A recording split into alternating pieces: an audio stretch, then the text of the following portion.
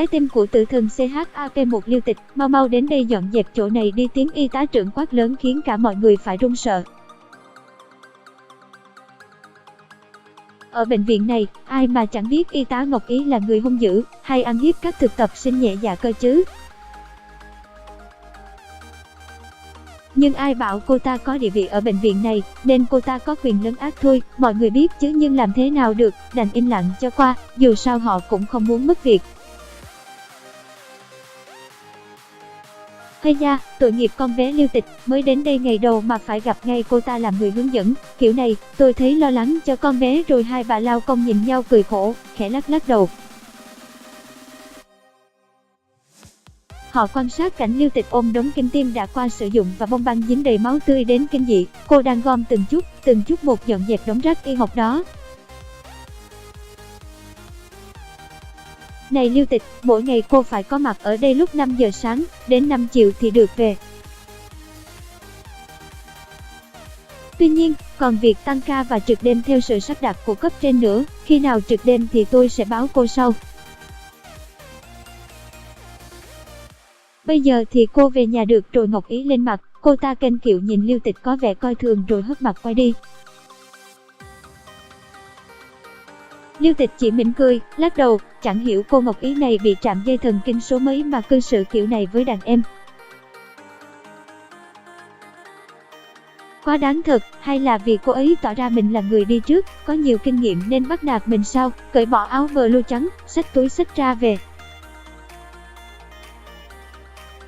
Ngồi trên xe buýt, Liêu Tịch ngã lưng trên băng ghế cuối cùng. Hôm nay là tháng hè oi à, trời mau tối hơn các mùa khác. Liêu Tịch nhắm mắt nghỉ ngơi, đeo tai nghe, cô lại bắt đầu mơ về chàng hoàng tử của mình. Liêu Tịch là sinh viên đại học y khoa, nhưng vì thiếu điểm cho nên chỉ có thể là một y tá. Liêu Tịch là một người theo hướng thế giới quan duy tâm, cô có tín ngưỡng rất mạnh mẽ về thế giới tâm linh ngoài kia. Khi vào bệnh viện thực tập, Liêu Tịch đã cất công lên tận núi cao nhờ thầy Pháp làm phép, rồi cô còn thỉnh bùa về để ngăn chặn ma quỷ.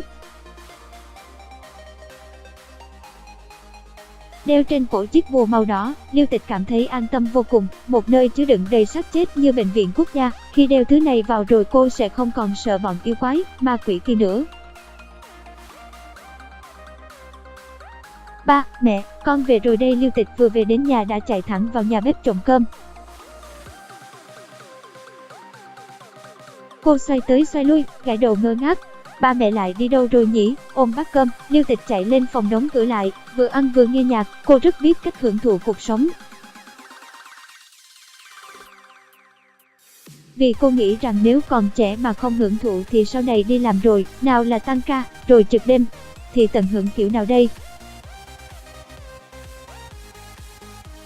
Tốt nhất là bây giờ còn sớm, nên đi làm đẹp.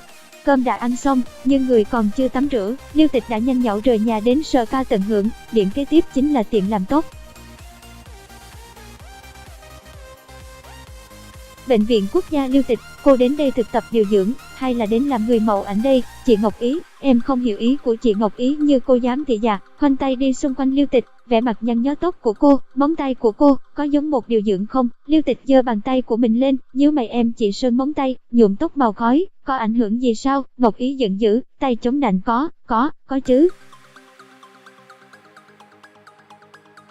Trời à, móng tay để dài như vậy thì vướng tay vướng chân, lỡ cô làm trầy xước bệnh nhân thì sao?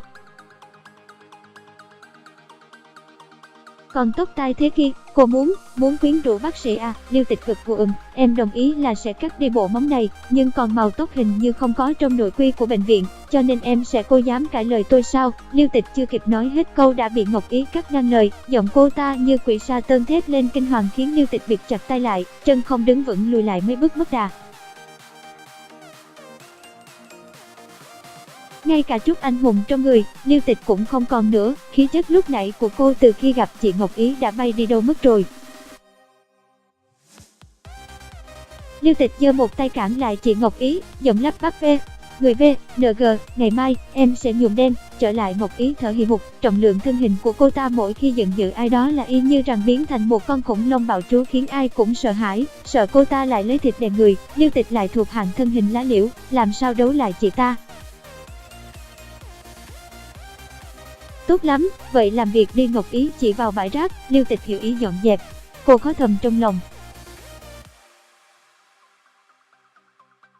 Hô hô tóc màu khói của mình, móng tay mới làm của mình, đều phải vì nữ nhân này mà hủy đi sao, 1.000 tệ của mình, ôi trời ơi. Còn nữa, tuần này cô sẽ ở lại trực đêm VH, trực đêm sao, bà mập chết tiệt. Lưu Tịch hoang mang cực độ, nhưng cô chỉ dám nói trong lòng. Trực trung với ai vậy chị, một mình hết C1.